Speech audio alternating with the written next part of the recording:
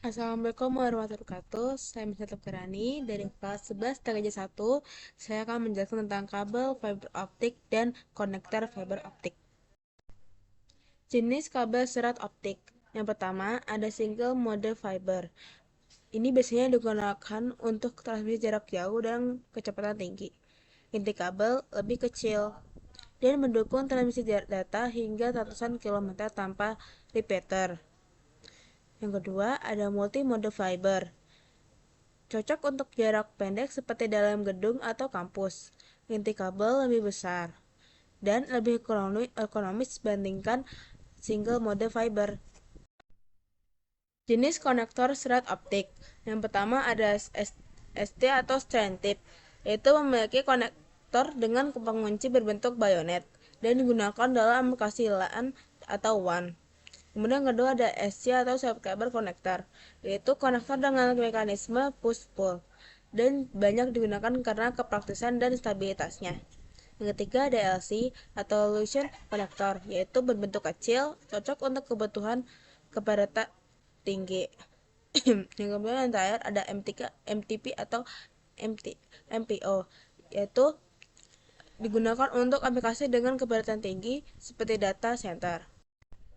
Kelebihan dan kekurangan jenis kabel serat optik. Yang pertama, ada kabel single mode fiber. Kelebihannya, transmisi jarak jauh dengan bandwidth tinggi dan lebih sedikit redaman dibanding MMV. Kekurangannya, biaya lebih mahal untuk instalasi dan perangkat keras.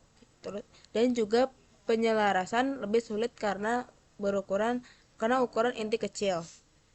Kemudian yang kedua ada kabel multi mode fiber. Itu kelebihannya biaya lebih rendah untuk aplikasi jarak pendek dan instalasi lebih mudah.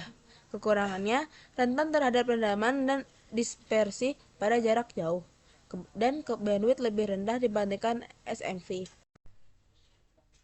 Masalah umum dan solusi pada kabel serat optik. Yang pertama, konektor putus atau lemah.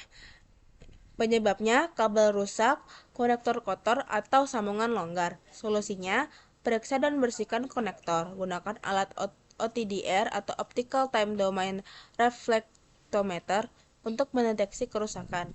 Yang kedua, loss data tinggi. Penyebabnya splitting atau penyambungan yang buruk atau kabel tertekuk terlalu tajam. Solusinya, lakukan penyambungan ulang dengan alat splicer berkualitas dan hindari tekungan tajam pada kabel. Yang ketiga, redaman berlebihan. Penyebabnya, kabel serat optik tidak sesuai spesifikasi atau usia kabel sudah tua. Solusinya, ganti dengan kabel yang sesuai kebutuhan dan spesifikasi teknis. Yang keempat, interferensi optik. Penyebabnya, kotoran atau partikel di konektor. Solusinya, bersihkan konektor dengan alat pembersih khusus. Yang terakhir, kerusakan fisik pada kabel. Penyebabnya terlindas, terpotong, atau terkena hewan pengerat. Solusinya ganti bagian kabel yang rusak dan gunakan pelindung kabel. Kesimpulan dari jenis kabel serat optik dan konektor serat optik. Kesimpulannya, kabel serat optik dan konektornya dipilih berdasarkan kebutuhan aplikasi, jarak transmisi, dan lingkungan pemasangan. Single mode cocok untuk jarak jauh, sementara multi mode lebih praktis untuk jarak pendek. Pemilihan konektor bergantung pada jenis perangkat dan densitas jaringan. Kombinasi keduanya menentukan efisiensi dan kecepatan transmisi data.